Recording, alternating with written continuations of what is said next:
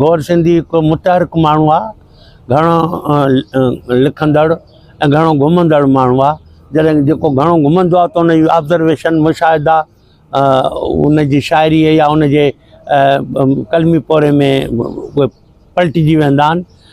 हीअ जेको हाइकनि ते किताबु आहे, हाइको असल में जैपनीज़ सनफ़ आहे जेका सफ़र कंदी असां ते पहुती आहे ऐं असां वटि पहिरियों जेको आहे सो पंहिंजो हाइके ते इमदाद हुसैनी, अयाज़ साहब ऐं ॿियनि जेको आहे सो उन ते कलम खयों ऐं पोइ वरी आहिस्ते आहिस्ते उन में नवाण ईंदी वई।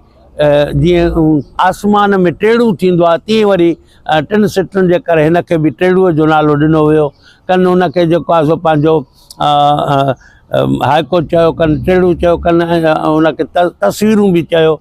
अहिड़ीअ तरह सां इहो हाइके ते गौर साईं जो हिकिड़ो तहक़ीक़ पोरियो आहे जेको मुख़्तलिफ़ हुननि खां थींदो थींदो मौजूदा दौर ते उहो खणी आयो आहे। उन में हुन जेको आहे सो पंहिंजो आख़िर में जीअं त उहो शिकारपुर सां वाबस्ता आहे, शिकारपुर जे समाजी सियासी समाजी ऐं अदबी शख़्सियतुनि खे भेटा तौरु उहे जेको आहे सो पंहिंजो उनखे टेड़ूअ में उन हाइकनि में यादि कयो आहे। बहरहाल मींहं कणियूं ऐं माक जे नाले सां गौर सिंधी किताबु मुहक़िक़ जे लाइ, पढ़ंदड़ जे लाइ हिकु लाभाइतो तवील नज़म आहे। आहिनि टे सिटूं, वरी हाइको जेको आहे तस्वीर तव्हांखे पसमंदि हाणे जीअं बीठा आहियूं इहा तस्वीर आहे। वरी उन में सिंधी जा माना सिर्फ़ु सिंध जी ॻाल्हि करणी आहे। वरी उन जो टेड़ू जेको आहे उहो सूरत इमदाद हुसैनी असांखे जेको आहे हाइको मां टेड़ू पेश कयो।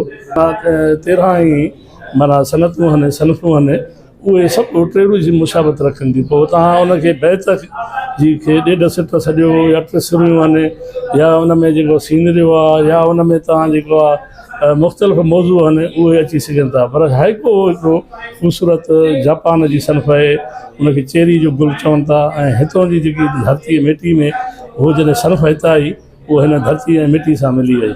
ऐं उहो हाइको जेको मां हितां जो आहे इहो माना 25 सालनि खां पोइ अहिड़ो किताबु आयो आहे। ऐं उन में 80 सिफ़ा तहक़ीक़ थियल आहे ऐं मुख़्तलिफ़ 300 खां मथे जेके आहिनि शाइर हिन में मां ॾिना आहिनि सॼी सिंध जा जेके जेके हाइको आहिनि। ॿियो हिन में शिकारपुर खे मां निर्वार कयो आहे। शिकारपुर जा माना 110 जेके आहिनि शेर ॾिना आहिनि माग मकाननि ऐं शाइरनि ते। ॾिसो, बुनियादी तौर ते हीउ जेको किताबु आहे मींहं कणियूं ऐं माक, इन खे मूं चङी तरह पढ़ियो आहे ऐं इन जो हिकिड़ो तनक़ीदी जाइज़ो बि वठण जो इरादो रखां थो।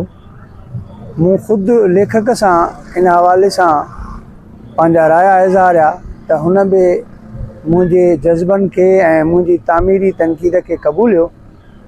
सो गौहर बुनियादी तौर ते हिकिड़ो तरक़ी पसंद काफ़िले जो हिकिड़ो सुजान फ़र्द आहे ऐं बदतरीन हालतुनि में बहितरीन किरदारु अदा कंदो आयो आहे। उन जी शाइरीअ ते, उन जे जेको आहे सो तख़लीक़ ते तनक़ीद जा खोड़ सारा जवाज़ ऐं पहलू मौजूदु आहिनि। मिसाल तौरु उहा तजनीस हरफ़ी या उहा जेका रवानी आहे शाइरीअ में उहा मूंखे घटि पए नज़र आई।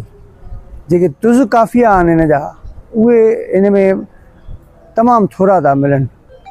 सो ॿिया बि किताब जो महूरत आहे, इन जे करे असां हुनजे इन जज़्बे खे जज़ था ॾियूं। किताबनि जी घणाई खां वधीक किताबनि जी अहमियत खे तारीख़ यादि रखंदी आहे। भले तव्हांजो हिकिड़ो ई कालम हुजे, हिकिड़ो ई किताबु हुजे, पर हुजे अहिड़ो जेको माण्हुनि जे ज़हननि ते नक्श थी वञे।